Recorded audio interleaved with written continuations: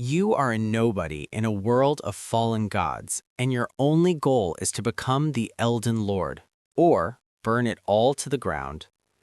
Elden Ring is a masterpiece of open-world design. While most people talk about the difficult bosses, the real magic is the sheer amount of choice in how you progress. There's no right way to play. You can go north, south, or underground from the very start. You can be a heavy armored knight, a sneaky assassin, or a wizard who shoots literal comets. But the story choices are the most hidden and powerful. By following different NPC quest lines, you unlock different endings that completely change the fate of the lands between. You can usher in an age of stars, restore the broken order, or become a lord of chaos and set the world on fire. Every secret you find and every boss you slay shapes your legacy. It's a game that rewards exploration like no other, but it leaves one final question. Once you reach the throne, what kind of ruler will you actually be? You start as a lowly miner, but within a few hours you're jumping between star systems and discovering ancient alien artifacts. Starfield is Bethesda's massive space RPG, and the freedom here is staggering. You aren't just choosing a path, you're choosing a life. Want to be a space pirate? Join the Crimson Fleet and rob merchant ships. Want to be a lawman? Join the Freestar Rangers. You can build your own outposts, design your own spaceships from scratch, and explore over 1,000 planets. The story choices are huge, often forcing you to decide between the lives of your crew members or the safety of a whole colony. And when you finish the main story, the game introduces a new Game Plus mechanic that is actually tied into the lore, letting you see how the universe changes if you make different choices the second time around. It is a galaxy-sized sandbox where your curiosity is the only limit.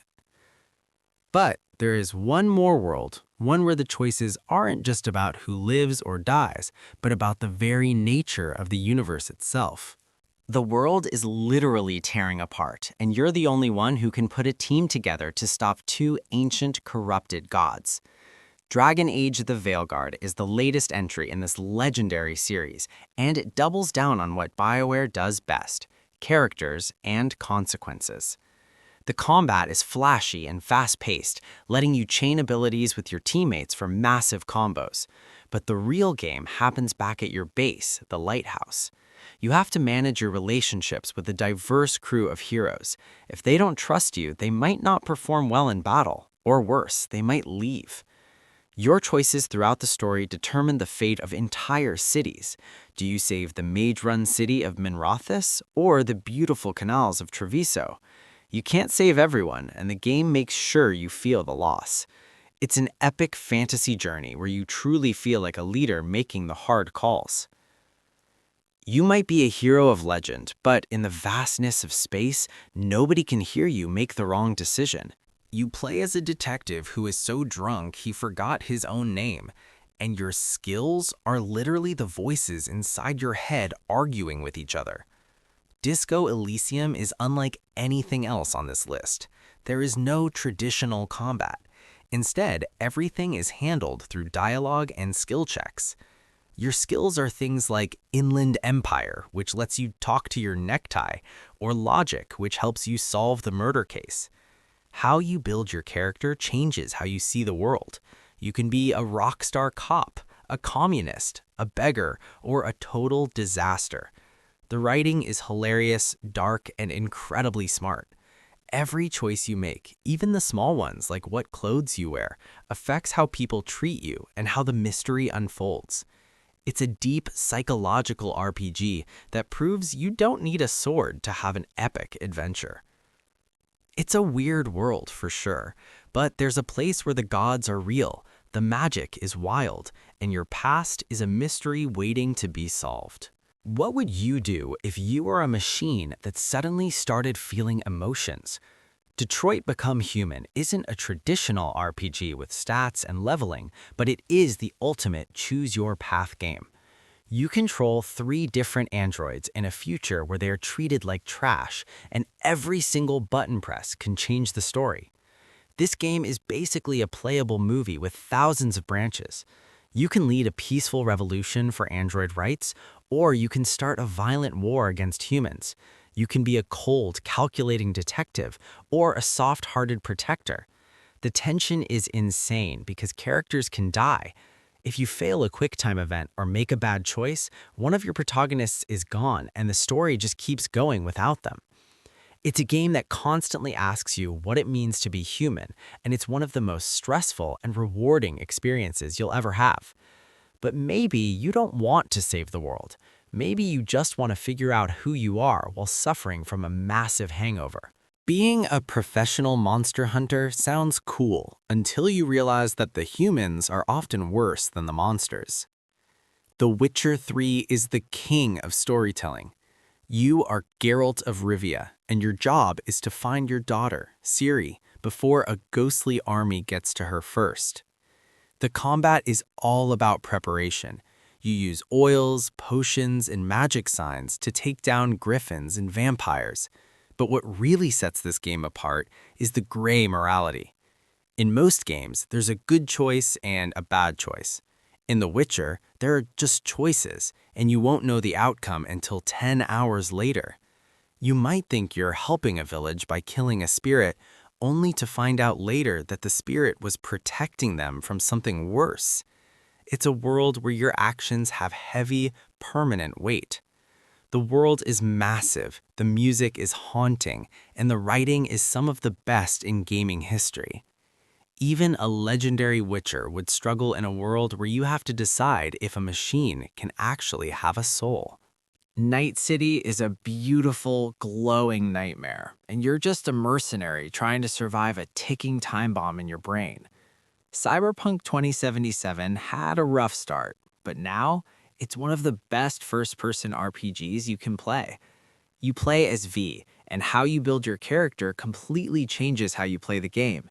You can be a netrunner who kills enemies by hacking their brains from across the room, or a solo who just walks in with a shotgun and chrome-enhanced muscles. The world is incredibly immersive. You aren't just picking dialogue, you're deciding what kind of person V is. Do you betray your friends for a chance at a cure? Do you burn the city down to fight the corporations? With the Phantom Liberty expansion, the choices get even darker. There are no easy right answers here, only consequences that will leave you staring at the screen in silence during the credits. It's fast, it's loud, and it's deeply personal. But if you think Night City is dark, wait until you step into a world where a monster is waiting behind every tree, and your coin is the only thing they want. If you've ever wanted to be the captain of your own starship and decide the fate of entire alien races, this is your game. Mass Effect is a space epic that spans 3 massive titles, and the coolest part is that your choices travel with you from the first game all the way to the end of the third. You play as Commander Shepard. You can be a Paragon, the shining hero who saves everyone, or a Renegade, the get-it-done-at-any-cost soldier who isn't afraid to punch a reporter in the face. The combat is a mix of cover-based shooting and cool space powers like throwing enemies with your mind, but the heart of the game is your crew. These characters are iconic. Your decisions determine who lives, who dies, and who stays by your side during the famous suicide mission in the second game. One wrong move and your favorite squad mate is gone forever. It's high stakes, emotional, and makes you feel like the weight of the universe is on your shoulders. Space is big, but the streets of a neon-soaked future can be even more dangerous, especially when a dead rock star is stuck in your head. You wake up in a shallow grave with a bullet in your head, and the first thing you want to do is find the guy who did it. But in Fallout New Vegas, getting revenge is just the beginning. This is arguably the best Fallout game ever made because it treats you like an adult.